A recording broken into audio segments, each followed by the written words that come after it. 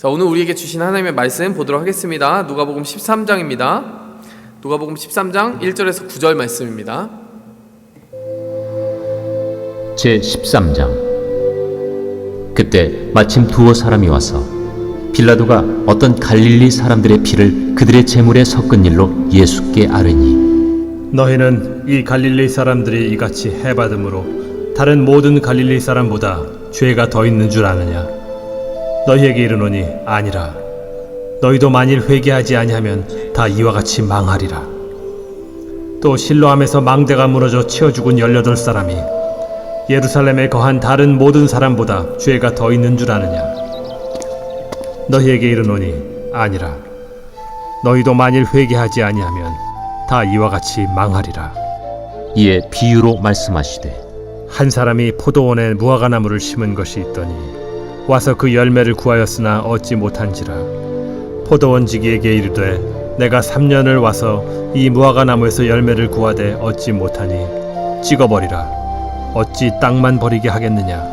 대답하여 이르되, 주인이여, 금년에도 그대로 두소서. 내가 두루 파고 거름을 줄이니 이후에 만일 열매가 열면 좋거니와 그렇지 않으면 찍어버리소서 하였다. 예수께서 안식일에 한 할렐루야. 네, 여러분, 이 본문 말씀은 오늘 두 부분으로 나뉘어지는 말씀이에요. 여러분, 파트 1은 1절부터 5절까지고요. 파트 2는 6절부터 9절까지 이어지는 내용입니다. 그런데 이 두 내용이 다른 내용 같지만 사실은 같은 메시지를 전하기 위해서 예수님께서 형식을 달리하여 말씀하신 거예요. 1절부터 5절까지는 좀 더 직설적인 화법으로 말씀하신 것이고, 6절부터 9절까지는 비유적인 이미지를 가지고 그 1절부터 5절에 말씀하셨던 것을 좀 더 선명하게 보여주기 위해서 쉽게 풀어서 설명해 주신 것입니다. 자, 오늘 이 본문 말씀에 있는 그 메시지를 통해서 우리가 정말 주님 앞에 우리의 신앙생활을 어떻게 점검하고 또 준비하고 나아갈지에 대해서 심각하게 생각해 봤으면 좋겠어요. 누가복음 12장 말미에 우리가 무엇을 보았습니까? 너희는 천지의 기상을 분별을 하면서 하나님이 지금 이 말세 때에 무엇을 이루어 가시는지에 대해서는 왜 깨어있지 않느냐라고 하시는 그런 성령의 음성, 예수님의 음성을 우리가 들었습니다. 주님을 다시 볼 때까지 우리가 넋놓고 있는 것이 아니라 깨어서 무엇인가 준비해야 된다. 우리의 성숙과 성장을 위해서 날마다 주님과 함께 동행하고 끝까지 믿음의 경주를 다하기 위해서 애써야 된다라는 메시지를 12장 말미에 우리가 접하였어요. 여러분, 13장도 큰 의미에서는, 큰 틀에서는 그와 같은 어떤 경고가 들어있는 것입니다. 왜 그렇습니까? 우리가 주님 보시는 그 날까지 우리의 마음속에 있는 정말 하나님과의 연합이 견고하지 아니하면 다 이와 같이 망하리라. 13장 5절에 보면 상당히 무서운 메시지 아닙니까? 너희에게 이르노니 너희도 만일 회개하지 않으면 다 이와 같이 망하리라. 우리가 이 세상만 전부인 것으로 생각하고 살아간다면 우리가 그 너머에서 우리를 기다리고 계신 주님과의 재회를 제대로 준비하지 못할 것이다 라고 하는 이 경고의 메시지가 사실 12장의 메시지와 크게 다르지 않은 것이죠. 그런데 오늘 이 13장의 메시지에는 그렇다면 무엇을 준비해야 될 것인가? 주님 앞에, 주님 오실 그 날까지, 주님 앞에 서는 그 날까지 우리가 어떻게 보면 주님이 참아주시는 시간, 주님이 기다려주시는 시간을 지금 보내고 있는 것이라면 그때까지 무엇을 준비해야 되겠느냐? 좀 더 구체적인 비전을 오늘 13장을 통해서 우리가 살펴보도록 하겠습니다. 우선 파트 1부터 좀 살펴볼게요. 파트 1의 내용 파악부터 좀 하면, 자, 이렇습니다. 지금 빌라도가 갈릴리 사람들의 피를 그들의 제물에 섞은 일로 예수님께 아뢰니 13장 1절 말씀. 여러분, 언뜻 봐서 이게 내용이 선뜻 들어오지 않죠? 이게 어떤 이야기냐면요, 여러분, 이것입니다. 당시에 갈릴리 사람들이 굉장히 반골기질이 있었다라고 그래요. 반골기질이라는 것은 이 로마의 그 치하에서 도저히 참아 기다릴 수가 없는 거예요. 그러니까 이방 민족이 어떻게 이스라엘을 이렇게 다스리고 통치할 수 있느냐. 그래서 갈릴리 지역에서 유독 그 반란 세력들이 많이 일어났다라고 하는 역사 기록이 있습니다. 그래서 여러 해석이 있는데요. 지금 이 상황이 갈릴리 사람들을 어떻게 보면 굉장히 잔인하게 빌라도가 처단한 상황이다라고 하는 것은 공통적인 의견이에요. 그런데 다양한 해석이라는 것이 어떤 해석이 있냐면, 제사를 드리려고 온 갈릴리 사람들을 정말 무고한데 아무 일도 없었는데 이 빌라도라는 총독이 잔인하게 그들을 본보기로 죽이고 그들이 제사를 지내러 왔다가 피 흘림을 당하고 죽었기 때문에 그 제사의 피와 함께 섞여졌다라고 하는 표현을 이렇게 시적으로 사람들의 피를 제물에 섞은 일로 예수께 아뢰다라고 하는 표현을 쓴 것이다, 이런 해석이 있습니다. 또 한 가지 해석은 실제로 이 반란을 실제로 일으키는 그 갈릴리 사람들을 진압하는 과정에서 그들의 피를 흘리고 일부러 그들이 이제 중요하게 생각하는, 유대인들이 중요하게 생각하는 제물에 그들의 피를 쏟음으로 말미암아 정말 유대인 민족 전체에게 강력한 경고를 보낸 사건이 있었을 텐데 그 사건을 의미하는 것이다, 뭐 이런 해석들이 있어요. 근데 어떤 것이 정확한 사건인지에 대해서는 우리가 알지 못합니다. 왜냐하면 오늘 이 본문 말씀에 등장하는 사건만 가지고는 구체적으로 누가 언제 어디서 무엇을 어떻게 왜 어떤 사건이 구체적으로 있었는지에 대해서는 제한된 정보밖에 주지 않기 때문에 이 13장 1절 말씀은 우리에게 구체적인 어떤 사건을 떠올리게 하진 못해요. 하지만 구체적으로 알 필요가 없습니다. 왜 그렇습니까? 오늘 이 하고자 하는 예수님의 메시지는 이 사건의 내용을 구체적으로 알지 못해도 너무나 쉽고 선명하기 때문에 그래요. 자, 왜 그렇습니까? 어떤 사람들이 와서 이 소식을 전하는데 예수님이 그 사람들의 전하는 톤을 듣고 이렇게 답을 하시는 거예요. 2절에 보니까 이 갈릴리 사람들이 이같이 해 받음으로 다른 모든 갈릴리 사람보다 죄가 더 있는 줄 아느냐. 예수님은 그들이 전하는 이 뉴스를 듣고 한 가지 바람직하지 못한 톤을 들으신 거예요. 어떤 톤을 들었던 거예요? 저 사람들 저렇게 안 좋은 일을 해를 당하고 저렇게 잔인하게 죽임을 당한 걸 보니 다른 사람들보다 좀 더 죄를 짓지 않았을까요? 하는 뉘앙스가 어딘가 섞여 있었던 거예요. 그리고 예수님은 그들의 마음을 꿰뚫어 보시기 때문에 그들의 마음을 읽고 먼저 이렇게 말씀해 주신 것입니다. 그들이 그런 부당한 일을 당하고 잔인한 일을 당하였다고 해서 그들이 다른 사람보다 너희보다 더 죄가 많아서 그런 일을 당했다고 절대로 생각하지 마라, 이렇게 이야기하시는 거예요. 그래서 3절에 이렇게 말씀하십니다. 너희도 만일 회개하지 않으면 똑같이 망할 것이다. 무슨 말입니까? 죄의 무게를 너희가 저울질하면서 저 사람들은 좀 잘못 살아서 저런 재앙이 생겼을 거야. 근데 천만의 말씀이라는 거예요. 어떻게 그렇게 기계적으로 생각할 수 있냐라는 거예요. 여러분, 두 번째 말도 똑같은 것입니다. 4절에서도 실로암에서 망대가 무너져 죽은 18사람이 예루살렘에 거한 다른 모든 사람보다 죄가 더 있다고 생각하니, 이게 무슨 말입니까? 그 당시에 어떤 토목공사가 잘못된 모양이에요. 그 망대를 건축하는 과정에서 여러분 크레인이 막 쓰러지기도 하잖아요. 그렇죠? 요새 한국에서 크레인 쓰러지는 사고가 작년에 꽤 많이 있었습니다. 거기에 이렇게 우연히 지나가다가 죽는 사람도 있었잖아요. 지금 이 망대가 얼마나 컸는지 4절 말씀 보니까요, 그 망대가 건축 부실로 말미암아 쓰러져서 18사람이 죽고 말았대요. 근데 예수님이 지금 또 말씀하시는 건 뭡니까? 그 사건을 보고 너희들은 아마 생각할 거야. 저 사람들은 더 지은 죄가 있어서 하나님이 저렇게 치신 거라고 너 생각하지? 천만의 말씀. 5절에 뭐라고 말씀하십니까? 너희도 회개하지 않으면 똑같아, 이렇게 이야기하시는 거예요. 예수님이 지금 그들에게 도전하시는 메시지의 핵심이 무엇입니까? 너희가 생각한 세계관이 너무 인과론적이야 라고 이야기하시는 거예요. 무엇이냐? 원인이 있으면 결과가 반드시 이어진다라고 하는 기계론적인 세계관을 가지고 있다는 거예요. 이것이 왜 문제가 됩니까? 여러분, 이 세상은 뒤죽박죽이에요. 여러분, 인류가 죄를 짓고 나서 하나님과 이 세상이 단절된 이후로는 여러분 항상 좋은 방향으로, 선한 방향으로, 공정한 방향으로 세상의 그 흐름이 이어져 가지 않습니다. 여러분, 악인들이 부유하고 형통한 경우 있습니까? 없습니까? 있죠. 선한 사람인데 오히려 정말 재앙을 맞이하고 정말 저렇게 착할 수가 없는데 병에 걸리고 몹쓸 병에 걸리거나 불치병에 걸리는 경우가 있습니까? 없습니까? 있죠. 근데 우리가 어떻게 단편적으로, 예를 들면 이런 거예요. 우리 주변에 정말 좋지 않은 병에 걸린 사람에게 너 혹시 무슨 죄 지어서 그런 병에 걸린 거 아닐까? 생각해봐. 여러분, 이렇게 쉽게 말하는 사람 있습니까? 없죠. 여러분, 우리가 사는 세상도 그렇게 단순하지 않고, 여러분, 믿는 사람들에게 그렇게 좋지 않은 일이 다가오거나 건강에 문제가 생길 때 고민하게 되는 건 사실이에요. 본능적으로 내가 뭘 잘못했나? 근데 여러분, 꼭 그런 공식에 의해서 우리의 삶에 발생하는 모든 일들이 구성되어져 있지 않다라는 거예요. 흘러가고 있지 않다라는 거예요. 예수님께서는요, 그 인과론적인 세계관에 대해서 주의해야 된다라고 이야기하세요. 여러분, 성경에 그런 세계관을 다시 뒤엎어 주시는 본문이 또 어디 있습니까? 구약 성경에 보면 욥기에 있죠. 욥기에 보면 재앙도 그런 재앙을 당한 사람이 없어요. 자녀도 잃고 뭐 재산도 잃고 자신의 몸에는 온몸에 두드러기가 나서 기왓장으로 박박 긁으면서 잠을 이루지도 못하는 고통에 처한 사람이 욥이었습니다. 욥은 자신의 고통의 의미를 도저히 알지 못했어요. 그렇게 경건한 사람이 왜 고통을 당해야 되느냐. 여러분, 주변 친구들이 몰려와서 계속 처음에는 들어주는 것 같고 공감해 주는 것 같다가 조금 시간이 지나니까 마구마구 자기들의 제어되지 않은 생각들을 말하기 시작합니다. 욥 조금만 생각해봐. 이 정도의 규모의 재앙을 당하는 일은 흔치 않은 일인데 정말 하나님 앞에 너 지은 죄 없어? 뭐 이런 말을 하기 시작하는 거예요.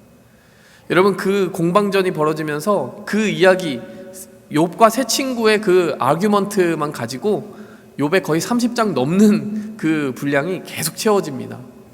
욥이 굉장히 고통을 당해요. 근데 마지막에 하나님이 나타나세요. 하나님이 현현하셔서 말씀해 주시는데 너희가 잘못했다라고 이야기하세요. 그 세 친구들에게. 실제로는 어떤 일이 일어나고 있었느냐? 하나님과 그 사탄의 대결이 있었던 거예요. 사탄이 하나님께 도전한 것입니다. 하나님, 지금 욥이 경건하다고 이야기를 하는데 이렇게 삶의 조건들을 잘 갖추어 주시니 하나님을 섬길 수밖에 없죠. 그 모든 것들 가져가 보시면은 욥이 하나님 섬기겠어요? 이런 식으로 도전하였던 거예요. 이 천상에서는 영적인 전쟁이 벌어지고 있었던 것입니다. 이 욥의 신앙이 과연 조건적인 신앙이냐 아니냐를 두고 치열한 그 사탄의 도전이 있었고 사탄의 그런 찌르는 공격이 있었던 것이죠. 그가 이유가 있어서 어떤 부당한 잘못을 해가지고 심판을 받는 징계 가운데 있었던 것이 아닙니다. 여러분, 예수님께서 지금 도전해 주신 것은 그 인간론적인 세계관이 크게 잘못될 수 있다는 것을 얘기해 주신 거예요. 근데 뿐만이 아닙니다. 어떤 것을 얘기해 주신 것입니까? 모두가 죄인이라는 얘기를 해 주신 거예요. 너희가 이렇게 무게를 재면서 누구보다 누가 더 낫고 저 사람보다는 내가 낫지 뭐 이런 위안을 삼으려고 하는 모양인데 말이야, 사실은 너희 다 죄인이야. 회개하지 않으면 다 같이 하나님의 심판을 면할 수 없는 죄인인 것에는 그 누구도 예외가 없어. 이렇게 얘기해 주시는 거예요. 여러분, 그것을 증명하는 것이 무엇입니까? 여러분, 우리 모두가 죽잖아요. 그것은 무슨 말이에요? 여러분, 우리가 모두 죄인이라는 사실입니다. 여러분, 예수님을 믿든 믿지 않든 우리의 출발점은 다 동등해요. 우리는 다 죄인에서 시작하는 겁니다. 다만 결과가 틀린 거예요. 왜 틀립니까? 용서받은 죄인이 있고 용서받지 못한 죄인이 있을 뿐입니다. 그렇기 때문에 우리가 예수 그리스도를 믿고 하나님과 어떤 관계가 시작됐다 해도요, 그것이 오만의 이유가 되어서는 안 돼요. 내가 저 사람보다 좀 더 낫지, 이런 생각 할 필요가 없는 거예요. 왜 그렇습니까? 내게 주신 그 용서도 내가 자격이 있어서 받은 용서가 아니기 때문에 그렇습니다. 결국 나는 죽을 죄인이었는데 내가 한 일과 아무 상관없이 예수 그리스도께서 십자가 지심으로 말미암아 내가 한 일과 상관없이 내가 용서를 받았기 때문에 우리는 용서받은 죄인이든 용서받지 못한 죄인이든 겸손한 출발점에서 동등하게 서로를 바라봐야 된다는 거예요. 우리가 복음을 전할 때도요, 저 죄인 복음을 믿지도 않는 죄인 이런 눈으로 바라볼 것이 아니라 우리도 한때는 그렇게 그리스도의 복음을 이해하지 못했고 알지 못했다라는 겸손한 시선으로 여전히 죄성이 우리 안에 있는 그런 십자가의 싸움을 싸우고 있는 한 사람으로서 겸손하게 다른 사람에게 복음을 전하고 섬겨야 될 줄 믿습니다. 여러분, 이렇게 예수님이 지금 해주시는 말씀은 인과론을 깨뜨리는 거예요. 그리고 우리 안에 우월감을 깨뜨리는 것입니다. 여러분, 그런데 예수님이 이렇게 우월감을 깨뜨리고 인과론적인 그 세계관을 깨뜨리면서 우리에게, 이 사람들에게 고발해 주시는 정말 현주소가 뭔지 아십니까? 여러분, 그것은 바로 한 가지예요. 사랑이 없음입니다.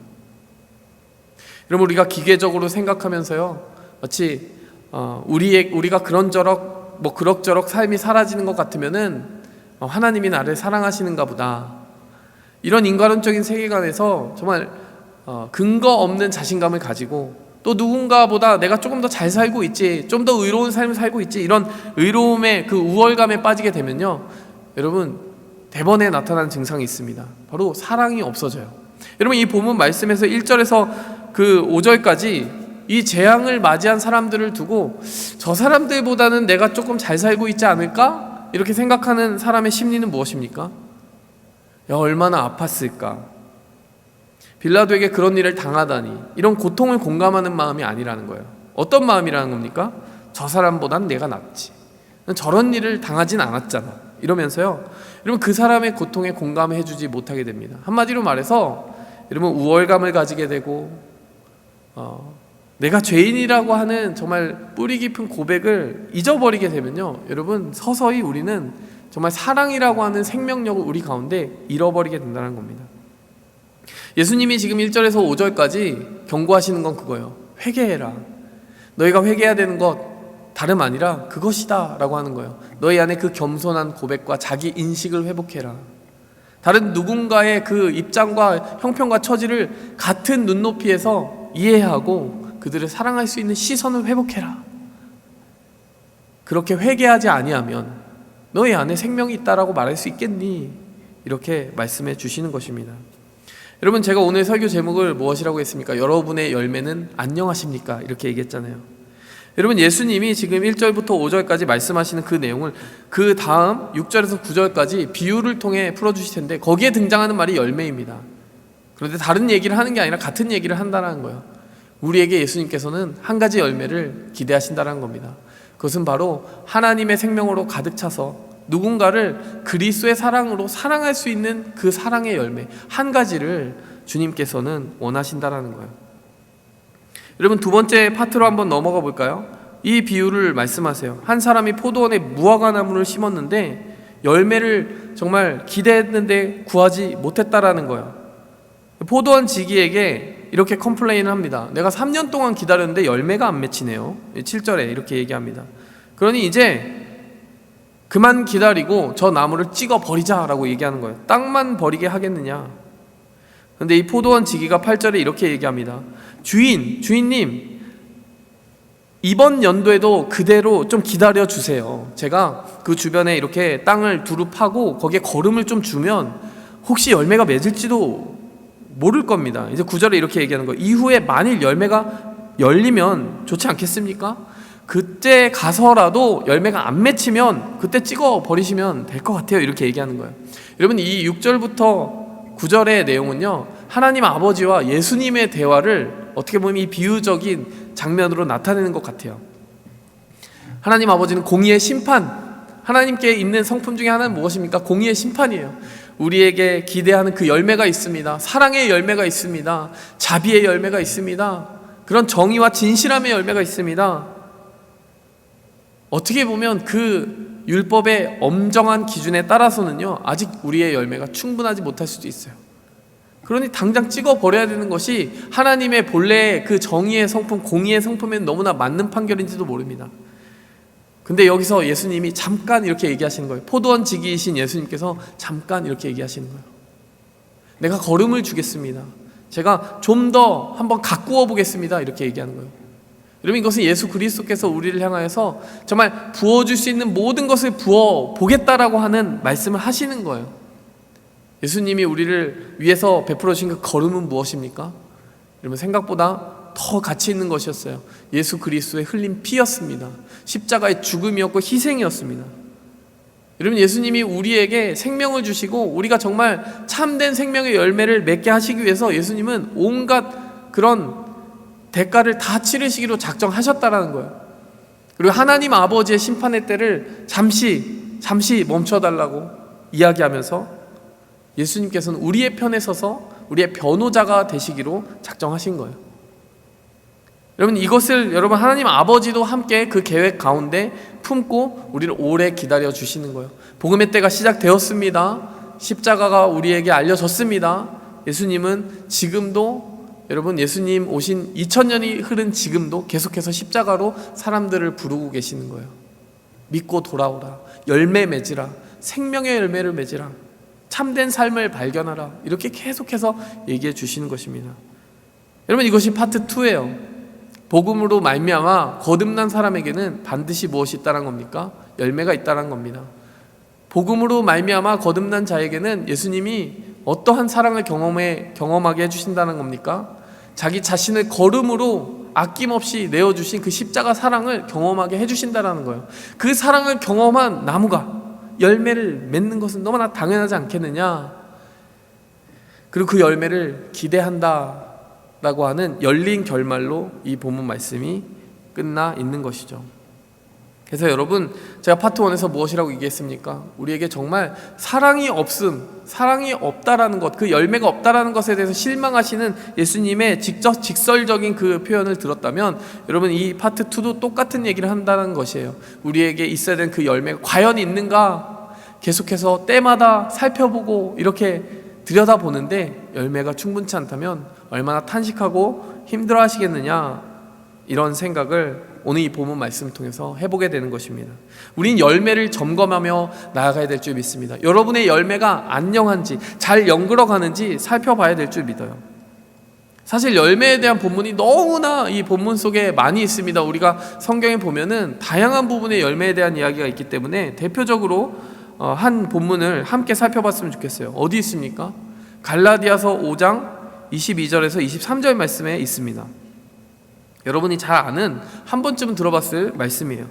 한번 볼까요?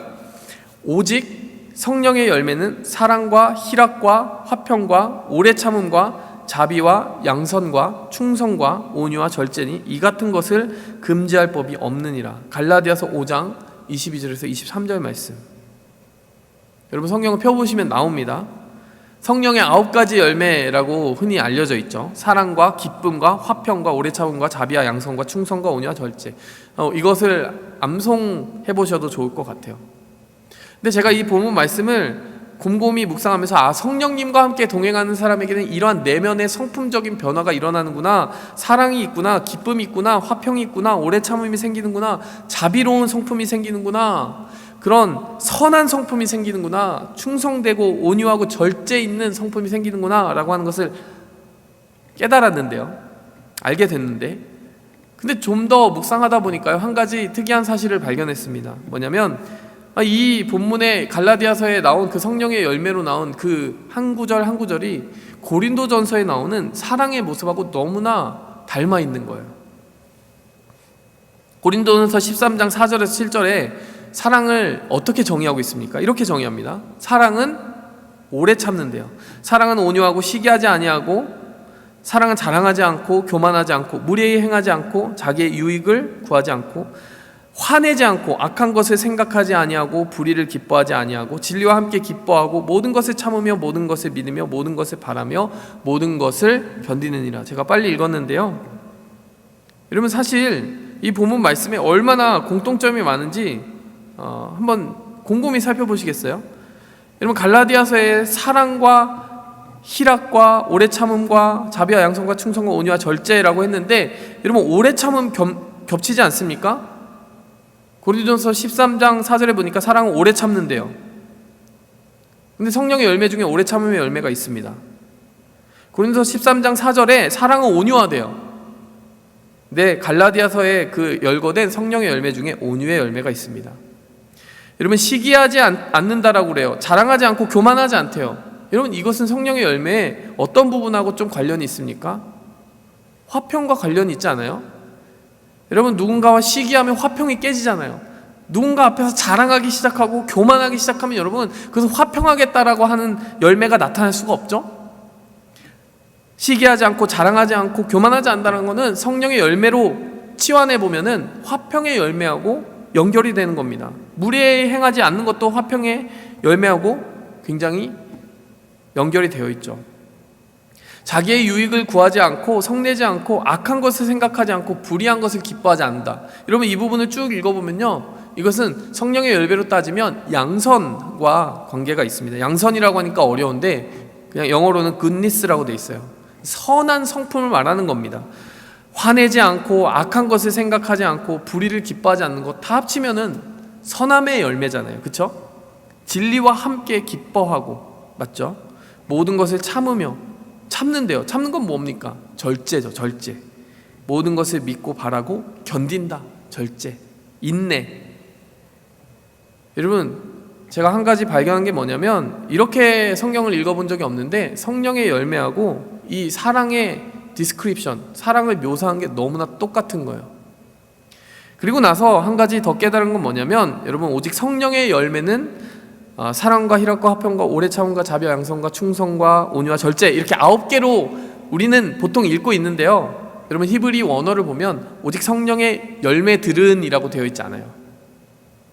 오직 성령의 열매는 이라고 단수로 표현되어 있습니다. 무슨 말이냐? 여러분 우리가 생각할 때는 사랑도 따로 열리고 희락도 따로 열리고 화평 오래 참음 이 모든 열매들이 따로따로 열려가지고 지금 사랑은 많이 맺고 있는데 뭐 희락은 조금 맺고 뭐 이런 어떤 차별이 있을 수 있는 상황을 우린 상상하는데 그렇지 않다라는 거예요. 성령의 열매는 단 한 가지라는 겁니다. 그 한 가지가 딱 이렇게 열매를 맺어가고 연결어 가면요, 그 열매 한 가지에 이 사랑이라는 성분, 희락이라는 성분, 오래 참음, 자비, 양선, 충성, 온유, 절제 이 모든 것이 골고루 다 한꺼번에 자라갈 수밖에 없다라는 거예요. 우리가 상상하듯 부분적으로 자라는 것이 아니라는 겁니다. 지금 왜 그렇다면 이 한 가지 열매를 이렇게 여러 표현으로 표현했을까요? 그것은 마치 그러면 사랑이 진짜라면 그 사랑에 꼭 들어있어야 되는 성분들을 성분 표기를 한 거예요. 여러분이 뭐 음료수를 사든 음식을 사든 여러분 성분 표기를 딱 보면은 거기에 뭐 비타민이 얼마 들어있고 탄수화물이 얼마 들어있고 이렇게 성분 표시가 있잖아요. 여러분 만약 그런데 오렌지를 사서 딱 베어 물었는데 하나도 안 달고 하나도 쉬지 않고 그냥 물만 쭉 나오면 어떻습니까? 이 성분에 뭔가 잘못된 거죠. 진짜 이게 오렌지라는 척은 하고 있는데 오렌지가 아닌 거죠. 여러분 여기서 지금 성분 표시를 해주신 거예요. 사랑이라고 하는 것이 함량이 제대로 꾹꾹 채워져 있으려면 말이야 이러면서 그 사랑이라는 성령의 열매는 사랑, 화평, 오래 참음 이 9가지의 그 모든 인그리디언트 그 모든 요소들이 다 녹아 있어야 되라고 얘기하는 거예요. 고린도전서 13장 4절도 마찬가지 아니에요? 사랑이라고 하는 것이 모든 것을 다 포함하고 있다라고 이야기하지 않습니까? 결국 한 가지를 여러 차원에서 이야기해 주는 동일한 본문이라고 우리는 이해할 수 있는 것입니다. 왜 그렇다면 이렇게 뭐 여러 가지로 얘기했다고요? 하나님께서 우리가 가지고 있는 그 사랑을 아주 구체적인 형태로 얼마나 건강한지 평가할 수 있도록 어떻게 보면 그 성분 표시를 우리에게 해주신 것 같아요. 그래서 여러분, 여러분의 지금 열매가 얼마나 건강한지 설교 제목대로 여러분의 열매가 안녕한지를 보기 위해서는요, 여러분이 이 9가지 성분표를 대조해 보면서요, 여러분이 그 각각의 요소들이 얼마나 내 성품의 열매 가운데 만들어져 가고 있는지를 잘 생각해 보셔야 돼요. 또 한 가지 생각해야 되는 것은요, 여러분 이 9가지 열매라고 하는 것은 그냥 우리의 눈에 보기에 세속적인 사람들도 가지고 있는 그런 정도의 성품을 이야기하는 것이 아니라는 점입니다. 기준이 좀 더 높아요. 근데 그 기준은 무엇이냐? 전부 다 십자가입니다. 여러분 사랑이라고 하는 열매를 먼저 살펴볼까요? 그 열매를 보면 여러분 로마서 5장 8절이 떠오르더라고요. 우리가 아직 죄인 되었을 때 그리스도께서 우리를 위하여 죽으심으로 하나님께서 우리에 대한 자기의 사랑을 확증하셨느니라. 무슨 말입니까? 우리가 하나님의 사랑을 알고 확신하는 이유는 뭐냐? 내가 잘하고 있을 때 나를 받아주신 정도가 아니라 뭐 내가 좀 이뻐할 구석이 있어서 받아주신 정도가 아니라 아직 죄인일 때 하나님을 찾지도 않고 하나님에게 정말 너무나 많은 실수와 허물을 저지른 그때에 조건 없이 나를 사랑해 주시고 나에게 과분한 희생의 십자가를 져주신 그것을 보니 확실히 나를 사랑하신 것을 알겠다. 이게 로마서 5장 8절의 말씀이에요. 여러분 사도 바울이 왜 평생 동안 정말 많은 사람들을 위해 희생하고 매도 맞고 그렇게 고난의 삶을 살 수 있었습니까? 사도 바울이 평생 동안 이 로마서 5장 8절을 고백하고 산 사람이에요. 나를 위해 예수님 먼저 그렇게 십자가 사랑 보여주셨고 내가 그래서 하나님 자녀 됐기 때문에 나도 이렇게 하는 겁니다 라고 이야기하면서 사랑을 했어요. 내가 내 힘 가지고 사랑하려고 하면요, 여러분 사랑이 되지 않습니다. 내가 이쁜 사람에게 더 편애하게 되는 게 인간의 그 부족한 사랑이에요. 근데 우리의 사랑이 온전하고 성령께서 이끄시는 성령의 열매로서의 사랑이 되기 위해서는 여러분 십자가를 발견한 사람이 십자가 때문에 사랑하는 사랑이 우리 안에서 솟아나야 된다는 겁니다. 더 잘 사랑하기 위해서는 그러면 어떻게 사랑해야 된다는 거예요? 이 성령의 사랑이 되기 위해서는 십자가를 더 많이 묵상해야 된다는 거예요. 내가 얼마나 죄인인지를 더 깊이 묵상해야 된다는 거예요. 내가 얼마나 큰 죄에서 용서받았는지를 더 깊이 묵상해야 된다는 거예요. 그러면 그럴수록 여러분 우리에게 주신 그 사랑이 자연스럽게 우리를 그 열매로 이끌게 될 것이라는 사실입니다. 여러분, 그러니까 표준은 뭐라고요? 십자가라는 거죠. 여러분, 여러분이 다 보지는 않으셨겠지만 화제가 된 드라마 중에 이런 유명한 대사가 있었어요. 사랑에 빠진 것이 죄는 아니잖아. 불륜을 저지른 그 남자가 너무나 뻔뻔스럽게 자기의 본처에게 하는 대사였습니다. 정말 그 고구마 100만 개 먹은 것처럼 두드러 박는 그런 대사였어요. 사랑에 빠진 게 죄는 아니잖아. 내가 불륜에 빠진 게 죄는 아니잖아. 이렇게 얘기한 거죠. 여러분, 제가 그것을 가지고 묵상을 한번 올린 적이 있잖아요. 여러분, 어떻게 묵상을 올렸습니까? 그건 사랑이었던 적이 없는 거죠. 여러분, 오늘 이 본문 말씀에서 보여준 사랑의 참된 기준이 뭐라고요? 십자가 사랑이라고 그랬잖아요. 끝까지 견디며 희생하고 그 사람을 품어서 온전히 데리고 가는 사랑 아닙니까? 여러분, 아까 그 묘사한 모든 것, 사랑 오래 참는 건데, 여러분, 그 불륜남이 오래 참았을까요? 여러분, 온유하고 시기하지 않고 자랑하지 않고 교만하지 않고 무례히 행하지 않고 자신의 유익을 구하지 않고, 그런 사랑의 요소들이 있었을까요? 여러분, 자신의 그 감정에 폭 빠져서, 로맨틱한 감정에 빠져서 주관적으로, 여러분, 그 사람은 열렬히 원하게 되는 상태를 사랑 그 자체라고 성경은 이야기하지 않습니다. 물론 그런 로맨틱한 감정, 누군가를 아끼고 사랑하는, 정말 함께 하고 싶다라는 열렬한 열정적인 마음을 하나님이 선물로 주십니다. 하지만 여러분, 우리의 사랑이 좀 더 연결어 간다는 것은, 여러분, 우리가 의지를 가지고 끊임없이 그 사람에게 내가 기뻐하지 않는 모습이 나타날 때에도 그 사람을 선택하고 위해서 희생할 준비를 하고 끊임없이 계속하여 선택하는 의지의 그런 노력들이 함께 들어가 있는 것입니다. 마치 예수님께서 우리에게 이뻐할 구석이 하나도 없었는데도 불구하고 희생하고 십자가 지시며 우리에게 베풀어 주셨던 그 십자가 사랑, 그것을 우리가 보는 것처럼 말이죠. 여러분, 뿐만이 아니죠. 여러분, 희락은 무엇입니까? 희락의 열매는 여러분, 십자가로 죄사함 받은 사람들이 누리는 기쁨을 의미하는 거예요. 그냥 어떤 내가 좋아하는 것을 하였을 때, 내가 좋아하는 물건을 구입했을 때 나오는 그런 기쁨, 그런 것은 조건적인 기쁨이고 영원하지 않습니다. 희락이라고 하는 것, 성령의 열매로서 주어지는 것은 십자가의 죄사함 받은 사람이 내가 그 많은 죄를 사함받고 그 많은 사랑을 받았다는 것을 깨닫는 그 순간 펼쳐지는 끝도 없는 기쁨인 것이에요. 한번 그 기쁨이 시작되면 여러분, 멈추지 않습니다. 화평은 무엇입니까? 여러분, 그 화평이라고 하는 것은 그냥 근심 걱정 없이 살아가는 그런 상태가 아니에요. 근심 걱정 없이 살아가는 상태가 아니라 십자가로 말미암아 하나님과 관계가 온전해진 사람이 하나님과 화목함으로 누리는 평화를 화평이라고 하는 겁니다. 실제 그렇지 않습니까? 사도 바울이 여러분, 그냥 일상적인 기준으로, 세속적인 그 삶의 기준으로 평화를 누렸습니까? 천만의 말씀이죠. 여러분, 얼마나 매도 많이 맞고 얼마나 많은 고난을 받고 핍박을 받았습니까? 근데 그의 마음에는 화평이 있었어요. 외적인 기준이, 외적인 상황이 가져다주는 화평이 아니라 하나님과의 관계가 가져다주는 절대적인 화평이 있었다는 겁니다. 세상이 아무리 흔들려고 해도 흔들 수 없는 하나님이 주시는 하나님과의 그 관계 속에 머무는 화평이 있었다는 것이죠. 오래 참음은 또 뭐예요? 여러분, 십자가 지신 주님을 바라보면서 오래 참는 겁니다. 그냥 내 힘으로 오래 참고 목적 없이 오래 참는 게 아니에요.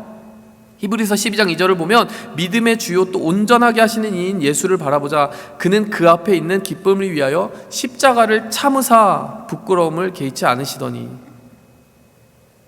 여러분, 십자가를 참으셨던 예수님을 딱 보고 나니까 참아지는 거예요. 내가 내 힘으로 참아야지. 뭘 참아야 될지도 모르겠고, 사실은 그 참음이라는 건 너무나 막연하고 추상적인 겁니다. 근데 여러분, 예수 그리스도의 십자가를 아는 사람은 예수님이 나를 사랑하셔서 참아주셨다는 걸 알아요. 그렇기 때문에 우리가 살아가면서 마주치는 모든 사람들과의 관계의 부대낌 속에서 좀 더 구체적으로 사람들을 사랑할 수 있는 힘을 얻게 됩니다. 사람들의 죄성을 발견하기도 하고 실망스러운 모습을 발견하기도 하지만, 그때마다 그 동일한, 어쩌면 더 추악한 모습을 참아주셨던 예수님을 십자가를 통해 보게 되고, 그 십자가를 통해서 또한 이웃을 보게 되기 때문에 용납할 수 있는 폭이 더 넓어지는 것이죠. 오래 참을 수 있게 된다는 것입니다. 절제할 수도 있게 되지 않겠습니까? 그래서 끝까지 그 하나님 나라 갈 때까지 하나님 나라의 비전을 바라보면서 참을 수 있는 힘이 그 십자가 부활이라고 하는 복음을 통해 나타나지 않겠습니까? 온유해지지 않겠어요? 그 죄인인 나를 부드럽게 감싸주셨던 하나님을 경험했는데 온유해지지 않겠습니까? 양선, 정말 우리의 생명을 생각해 주신 그 선하심을 생각할 때 더 우리도 그 선하심에 동화되지 않겠습니까? 자비, 죄인에게 베푸신 십자가를 바라볼수록 우리가 더 자비로워지지 않겠습니까? 여러분, 제가 이 지금 무엇을 한 건지 아시겠죠? 이 성령의 열매를 다 십자가의 렌즈로 다시 본 거예요. 이 성령의 열매라고 하는 것은 그냥 좋은 사람은 이렇다라고 하는 어떤 우리 수준에서 생각할 수 있는 좋은 사람 목록이 아닌 겁니다. 그러니까 우리가 그냥 예수 그리스도를 믿지 않아도 뭐 어느 정도 착한 사람들에게서 나타나는 특징들, 뭐 그 정도 수준에서 말하는 게 아니라요, 정말 예수 그리스도 외에는, 하나님의 능력 외에는 맺을 수 없는 성품, 하나님만 주실 수 있는 성품, 하나님이 우리 안에서 십자가를 깨닫게 하실 때 맺어지는 십자가로 말미암는 성품들을 말하는 거예요. 다 십자가로 말미암는 사랑, 십자가로 말미암는 기쁨, 십자가로 말미암는 자비, 절제, 십자가로 말미암는 충성, 온유, 그 모든 것이 십자가를 중심으로 돌아가고 있다는 것이에요. 그래서 여러분, 십자가 중심으로 돌아간다는 것은요, 관계 중심이에요. 여러분, 십자가는 관계 회복을 위한 하나님과 우리를 잇는 다리였고 이웃과 이웃을 잇는 다리였습니다. 그렇기 때문에요, 여러분, 이 열매가 있는 사람에게는 무조건적으로 관계 회복이 일어나게 됩니다. 하나님을 대할 때 여러분, 하나님으로 말미암는 힘을 공급받기 시작하고요, 여러분, 누군가를 바라볼 때 여러분, 그 누군가를 향해서, 누군가를 위해서 살아갈 수 있는 그런 내가 본연에 가져보지 않은 그런 마음들이 생기기 시작한다는 거예요. 누군가를 섬기고 싶은 마음이 생기고, 누군가를 위해서 뭔가 선한 영향력을 끼치고 싶은 마음들이 생기게 되더라는 것이에요. 십자가로 말미암아 여러분, 우리에게 그러한 변화가 일어나야 된다는 것입니다. 저에게도 예수님을 만났을 때 초반에 그런 열매들이 참 많았던 것 같아요. 근데 제가 생각할 때는 이게 제가 맺는 열매라고 생각이 안 들었어요. 제가 십자가를 묵상하고 정말 하나님의 그 사랑에 감격하니까 저절로 나오는 거예요. 예를 들면은 제가 군에서 제대하고 나서 기억이 납니다. 추석이었는지 설이었는지 둘 중에 하나였던 것 같아요. 그 명절에 그 명절 선물을 준비해서 할머니 댁에 가고 있었어요. 집에서 좀 챙겨준 것도 있고, 그래서 이제 바리바리 싸갖고 가는데, 이 지하철을 가는데 한 허름한 옷이라고 보기에도 좀 어려운, 정말 땀과 모든 더러운 먼지에 찌든 그 옷을 입은 거지 분이, 그 할아버지가 계셨어요. 늘 거기 지나다니던 저였죠. 예수님 믿기 전에 뭐 늘 그런 사람들 마주치고 그랬죠. 근데 그날에 이렇게 지나가면서 너무나 마음속에 찔리는 거예요. 내가 예수님께 받은 게 얼마나 많은데 내가 이 사람에게 줄 수 있는 게 없나? 이런 생각이 들고 너무 잘못하고 있는 것 같은 거예요. 나는 왜 복음을 전하지 못할까? 그러면서 제가 가던 길을 멈추고 뒤돌아갔습니다. 근데 한참을 서성였어요.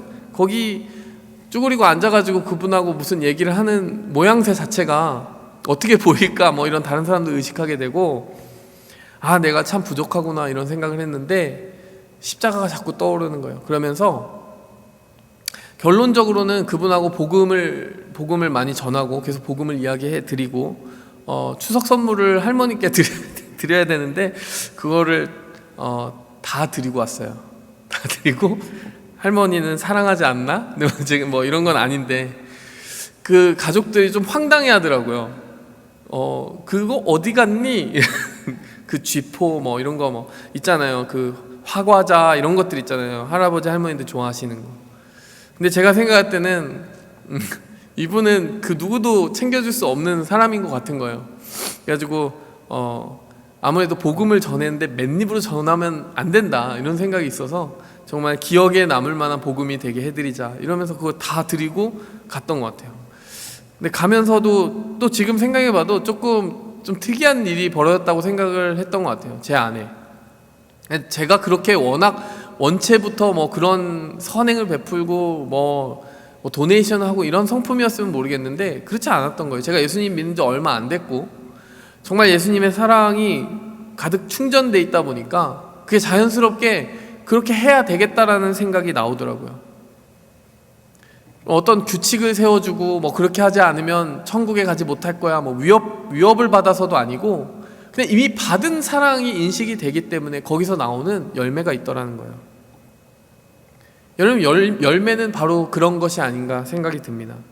여러분, 우리 안에 생명의 흐름이 시작이 되고 그것이 제대로만 우리의 그 나무를 타고, 우리가 나무라고 한다면 타고 그 줄기와 가지 끝까지 흘러간다면, 그리스도의 사랑이라고 하는 그 수액이 흘러가기 시작한다면 우리 안에는 반드시 그 열매를 맺을 수 있는, 열매를 맺어야만 하는 정말 결과가 기다리고 있다라는 것이에요.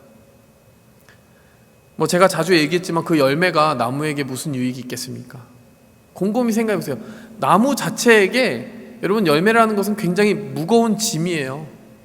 누군가를 섬기고 싶은 마음이 일어나는 것 좋은데, 참 기쁘고 행복한 일인데, 여러분 사실 섬김 자체는 짐입니다. 누군가를 섬기려면 나의 재물을 희생해야 되고 내 시간을 희생해야 돼요. 근데 여러분, 우리는 알고 있습니다. 그 열매를 맺는 삶은 짐인 것처럼 보이지만 사실은 그 열매를 맺도록 내 안에서 풍성하게 솟아져 나오는, 솟구쳐 흐르는 그 생명의 흐름이 있기 때문에 가능한 것임을 알아요. 그래서 그 사람에게는 짐이 아니에요. 바깥 사람들이 볼 때는 짐인 것 같아요. 어떻게 저렇게 섬기지? 어떻게 저렇게 다른 사람을 위하여 희생하지? 하지만 여러분, 그 열매를 맺는 나무는 비밀을 알고 있습니다. 그 안에 빨아들여 올려지는 그 생명이 있기 때문에 열매는 너무나 자연스럽게 맺히는 것이고, 그 열매를 지탱할 수 있는 힘도 자연스럽게 그 나무에 흘러가고 있음을 알게 된다는 거예요. 여러분, 그리스도인의 삶도 마찬가지입니다. 예수 그리스도의 사랑을 경험한 사람은 어떻게 섬기지? 여러분, 그냥 섬겨지는 거예요. 너무나 섬기고 싶은 마음이 드는 거예요. 그럼 우리가 어떻게 해야 되겠습니까? 요한복음 15장 4절에서 5절 말씀도 이렇게 얘기합니다. 내 안에 거하라, 나도 너희 안에 거하리라. 가지가 포도나무에 붙어있지 아니하면 스스로 열매를 맺을 수 없음같이 너희도 내 안에 있지 아니하면 그러하리라. 나는 포도나무요 너희는 가지라. 그가 내 안에, 내가 그 안에 거하면 사람이 열매를 많이 맺나니 나를 떠나서는 너희가 아무것도 할 수 없음이라. 여러분, 여기서 주목할 것은요, 열매를 우리 힘으로 우리가 자체적으로 생산하고 그렇게 만들어내라고 하신 적이 없다라는 겁니다. 열매를 네 힘으로 한번 맺어보고, 나름대로 맺어보고 내 기준에 맞으면 내가 받아줄게, 이렇게 이야기하신 게 아니에요. 순서가 다 반대로 되어 있습니다. 내가 너를 받아줄게, 내 안에 머물러라, 내가 주는 그 힘과 사랑을 받아서 그 다음 열매를 맺어라, 이렇게 얘기해 주시는 거예요. 가서 열매 맺고 오지 않으면 내가 너 안 받아줄 거야, 이렇게 얘기하시는 게 아니고, 조건적으로 얘기하시는 게 아니고, 나는 무조건적인 사랑으로 너를 초대하고 내 줄기에 너를 붙여놓았는데 내 사랑을 빨아들이고 경험해서 네가 자연스럽게 열매를 맺었으면 좋겠다, 이렇게 이야기하시는 거예요. 그래서 여러분, 열매 맺는 비결이 뭐라고요? 내 안에 거하라, 나도 너희 안에 거하리라. 내 안에 거하라, 내 사랑이 너희 안에 거하리라, 이 말이에요. 우리가 하나님 앞에, 하나님 임재 앞에, 하나님 말씀 앞에, 기도 앞에 내 모습을, 나를 가져다 두는 선택을 한다면 주님이 주시는 힘이 계속해서 공급될 거라는 겁니다. 여러분, 내가 해야 되는 게 한 가지 있긴 있는 거예요. 주님 안에 거하려는 노력, 머무는 노력은 우리가 해야 되는 겁니다. 여러분이 주님 앞에 머물 수 있는 그런 좋은 장들이 우리에게 있어요. 여러분, 기도의 기회가 있고요, 여러분 말씀 펼칠 수 있는 기회가 있고, 묵상할 수 있는 기회가 있습니다. 가급적이면 많은 기회들을 펼쳐놓으려고 해요. 주님 앞에 머무를 수 있는 그 기회를 여러분이 잘 취하셔야 돼요. 그러면 그럴 때 주님이 주시는 그 힘이, 주님이 머무시는 그 머금이 여러분 안에 계속해서 흘러들어갈 줄 믿습니다. 여러분, 오늘 성경 공부하시면서 나눌 때 여러분 아마도 여러분이 나누시게 될 내용 가운데 있는데, 여러분 제가 그것을 구별하라고 질문을 아마 그렇게 넣었을 거예요. 내가 가진 성격 중에서 스스로 좋아하는 성격은 무엇입니까? 내가 좋아하는 성격을 가진 사람들이 있습니까? 이성 친구를 사귈 때 꼭 이런 성격은 있었으면 좋겠다, 없었으면 좋겠다. 제가 성격이라는 단어를 썼습니다. 이건 personality예요. 사람들의 어떤 취향, 선호, 성향, 스타일 뭐 이런 걸 말하는 거죠. 여러분, 그런데 제가 뒷부분에는 어떤 내용을 넣냐면 이 성격과 성품이 다르다라고 하는 이야기를 썼습니다. 여러분, 오늘 성령의 열매에 대해서 공부하고 나니까 예수님이 기대하시는 이 성령의 열매라는 것은 어떻게 다릅니까? 그러면 취향과 그 어떤 스타일의 차이 뭐 이런 것으로 나를 일시적으로 잡아끄는 그 매력에 의해서 만들어지는 것이 성격과 성격의 만남이라면, 여러분, 성품과 성품의 만남은 좀 더 깊이가 있는 것이에요. 예수 그리스도의 십자가를 매개체로 하여 주님이 나를 사랑하신 것을 모델로 하여, 주님의 희생을 모델로 하여 내 성품에 변화가 생기는 것, 그 성품의 열매를 맺고 살아가는 것이 그 사람에게 나타나는 성품의 변화인 것입니다. 여러분, 예수 그리스도를 믿는 사람들도 성격은 전부 다 달라요. 외향적인 사람도 있고 내향적인 사람도 있고 이런 사람 저런 사람 다 있습니다. 그 성격을 바꾸라고 성경은 이야기하지 않아요. 외향적인 베드로도 쓰임 받고요, 좀 더 학구적인 바울도 쓰임 받아요. 도마와 같이 의심 많은 사람도 쓰임 받고요. 저마다 다른 성향을 가지고 있습니다. 안드레와 같이 조금 다른 사람들 뒤에서 이렇게 다른 사람을 예수님께 데려다주는 역할을 하는 사람도 쓰임받고, 앞에 나서야 되는 베드로도 쓰임받고, 성격을 바꾸라고 하지는 않습니다. 성격은 하나님이 주신 선물이에요. 근데 여러분, 성품의 열매를 맺으라고는 하세요. 우리 안에 정말 예수 그리스도를 닮은 십자가로 말미암는 삶의 전환, 가치관의 변화. 그래서 정말 예수님이 네 안에 살아계시는구나, 너를 사용하시는구나 라고 하는 그러한 발견을 만들어내는 그런 변화가 있어야 된다는 것입니다. 여러분, 오늘 셀과 나눌 때에 그런 내용들을 함께 나누셨으면 좋겠어요. 여러분이 성격의 차이 뭐 그런 것을 우리가 나누면서 가는 것이 아니라 나누기도 하겠지만, 정말 깊숙한 곳에 예수 그리스도로 말미암는 성품의 변화가 있는가, 그런 것도 함께 체크하시면서 나아갔으면 좋겠습니다. 함께 기도하겠습니다. 하나님 아버지, 감사합니다. 주 예수 그리스도께서 오늘 이 말씀을 통하여 우리에게 주시려는 그 도전과 또 생명력을 우리가 빨아들이면서 받아들이면서 우리가 삶을 살아가기 원합니다.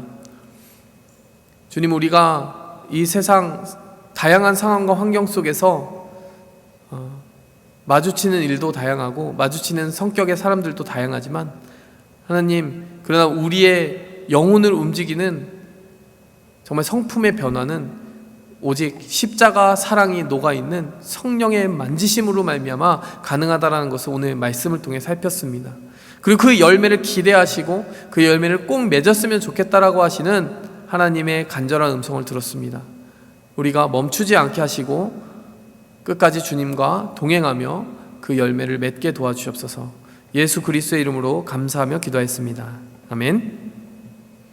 함께 기도하며 나아가도록 하겠습니다. 우리가 처음으로 기도할 때, 여러분, 오늘 본문 말씀의 첫 번째 부분을 생각하기 원합니다. 이 사람들이 갈릴리 사람들의 불행을 이야기할 때 예수님이 보신 것은 그들의 사랑이 없음이었습니다. 사랑이 없다는 것은 무엇입니까? 다른 누군가의 불행과 아픔을 보는데 아픔이 전달이 되지 않는 거예요. 저 사람보다 내가 낫지, 이상한 결론을 내리는 겁니다. 공감하지 못하고 소통하지 못하는 것입니다. 여러분, 사랑이 사라진 곳에서는요, 여러분, 고통이 시작되는 것이고 외로움이 시작되는 것입니다. 여러분, 이 시간 함께 먼저 기도했으면 좋겠습니다. 내가 지금 내 주변에 있는 사람들에게 얼마나 연결되어 있는지를 주님 앞에 물으며 기도했으면 좋겠어요. 다른 사람들의 고통이 느껴지지 않고 관심이 가지 않고 그 안부를 묻지 않게 되고, 여러분, 이것이 정상이 아니라는 것입니다.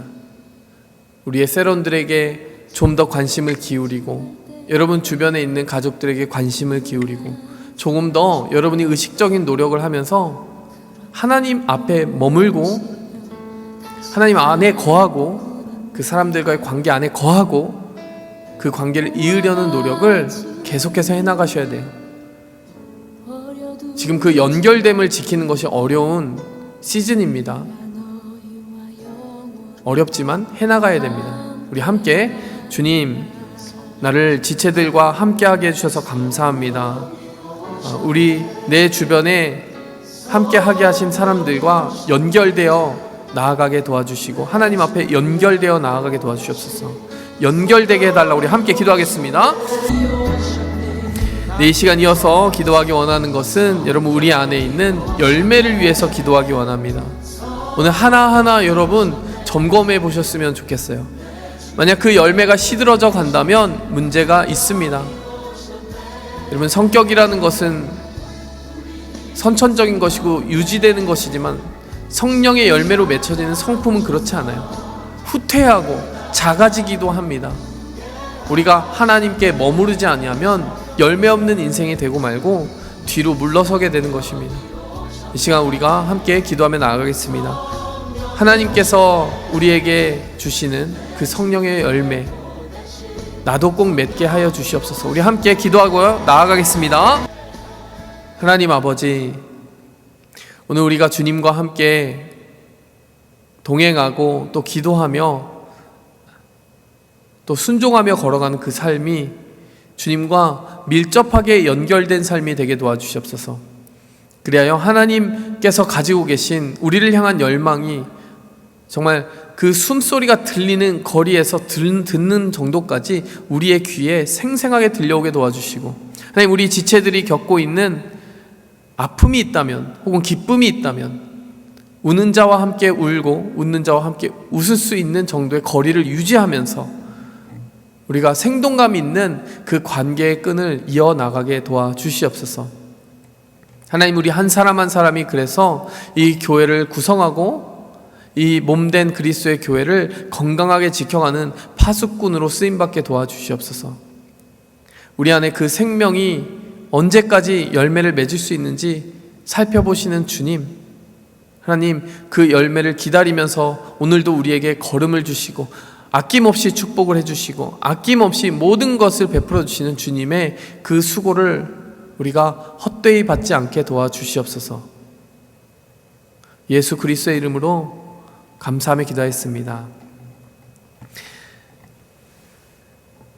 이제는 우리를 위하여 아낌없이 주신 예수 그리스도의 사랑과 그 모든 것을 베푸시는 동안 우리를 위하여 한없이 오래 참아주시는 하나님 아버지의 그 참아주심과 오늘도 우리 안에서 그 십자가 사랑을 다시 생각나게 하시며 그 십자가 사랑 안에서 열매 맺을 수 있도록 힘과 능력과 지혜를 공급해 주시는 성령의 감화 감동 축복하시는 은혜가 이제 주님과 함께 동행하며 열매 맺기를 선택하는 주의 모든 백성들의 삶과 그 직장과 일터와 가족들 위에 이제로부터 영원토록 함께 계실지어다. 아멘.